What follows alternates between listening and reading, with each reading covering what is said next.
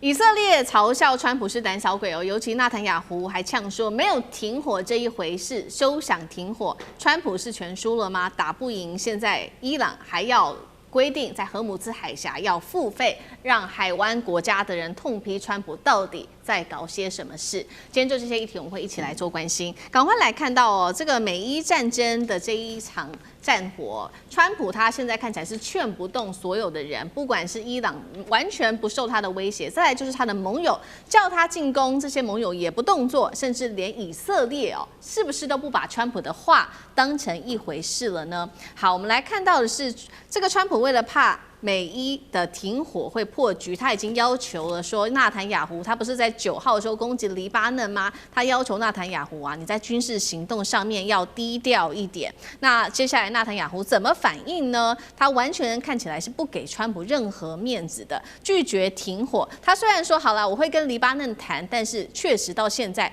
還是持續的邊做攻擊。也就是說，納坦雅胡現在做的事情就是邊打邊談。川普要他低調，他完全沒有低調。好，再來持續看到的是更尷尬的事情，是以色列的國家安全委員會的主席直接在這個社群上面發文，還敢嗆川普，說川普你看起來像一隻鴨子。自嘲他是個膽小鬼哦，可見呢，我們看到這些官員對於這個美國啊是完全的不放在眼裡的。所以節目一開始特別請教張將軍了，為何以色列他拒絕聽川普的停火要求？難道以色列也認為川普會塌口，所以現在強硬起來嗎？張將軍怎麼看？我認為以色列考慮到3個因素，第一個就是說，黎南地區啊，他想要加沙化，把這個黎巴嫩南部地區，以色列把它占下來，然後變成緩衝區。然後可能將來屯墾移民，將來會不會佔領類似在葛蘭高地一樣？因為葛蘭高地1800平方公里啊，就是以色列這樣子從敘利亞撈過來了，那是不是也要複製這個葛蘭高地，複製加沙走廊，這樣先占屯墾移民，然後佔領？因為以色列它國土面積非常小，22000平方公里，大概就台灣的2/3，所以他要的是這個生存的反生的供應。他占下來了，你叫他停火，現在要叫他還回去嗎？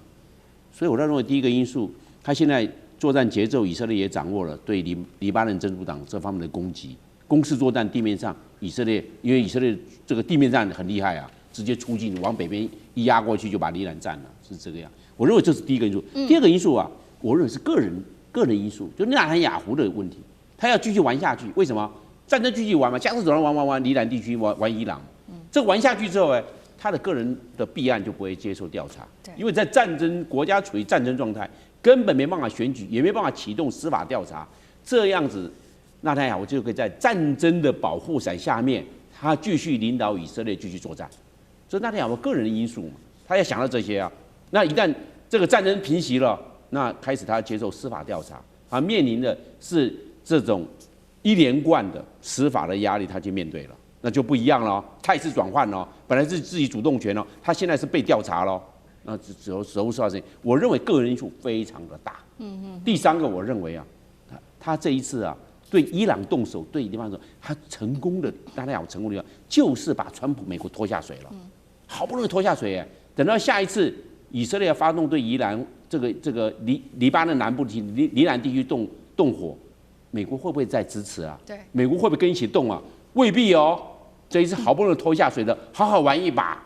因為美國還沒有抽身啊，還在對伊朗這邊有動作。那我這時候為什麼不是這個勢如破竹，一路推下去，繼續玩下去，讓美國玩這一把還沒有玩完？所以啊，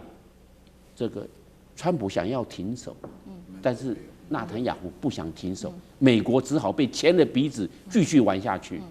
對，現在以色列等於牽着美國的鼻子，而且還罵這個川普，他說看起來像一隻鴨子，就是很孬啦。那另外一方面，其實罵川普的還不只是以色列而已。現在川普面臨的壓力還有來自於天主教的教宗，這是來自於比較道德方面跟精神層次的一個指責。我們來看到最新消息，這個天主教宗梁14次，我們知道嘛，他已經多次的公開批評川普，他說摧毀威脅伊朗的文明令他無法接受。那其實呢，這位梁14世他在正式的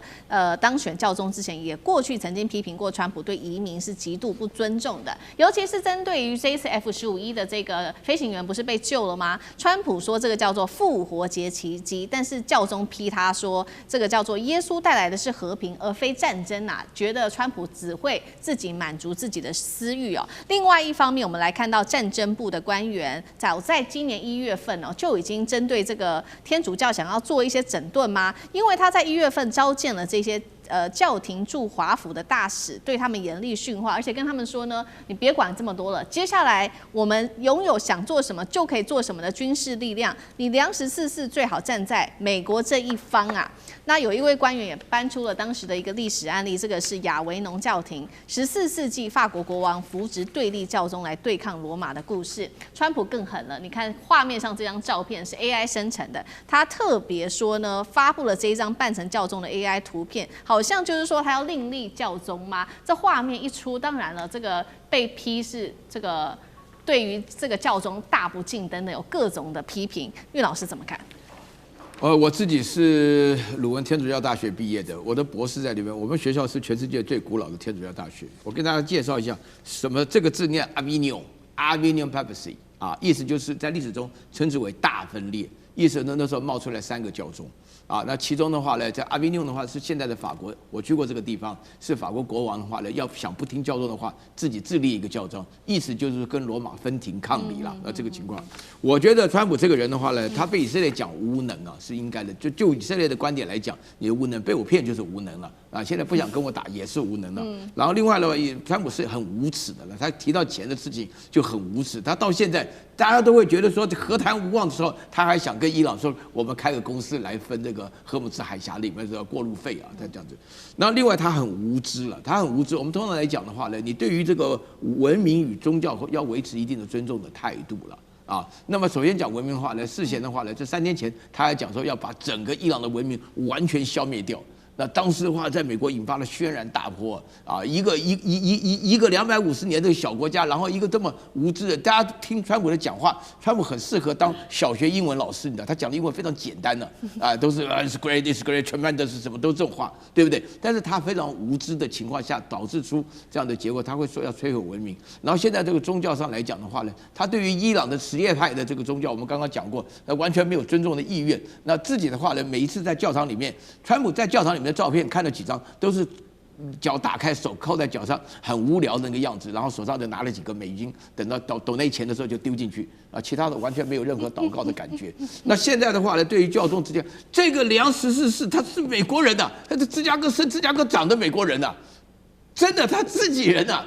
跟他當選的時候，美國人很高興啊，因為美國人本身來講，有很多的愛爾蘭人跟這個波蘭人，他們都是天主教徒嘛，大家不要低估這個世界上有10幾億的天主教徒啊，你怎麼可以這樣子侮辱教宗呢？這個對於他們來講，就你把他們內衣幹掉的話呢，可能天主教徒沒什麼感覺，但是你搞這張照片出來，要讓大家又想起來，你等於是侮辱他們的宗教信仰。像我們的宗教信仰的話呢，就是孔子啊或者大家有人信關公，你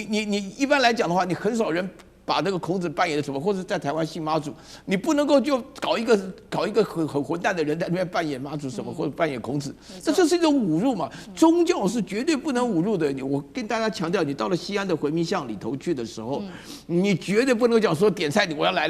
一盤那個爆豬肝吃，那得了，你會挨揍啊，對不對？那人家那個店裡面講清楚，你要有知識，要了解人家可忍不可忍的情況。那川普現在的話，他接觸到人類文明的底線，你說他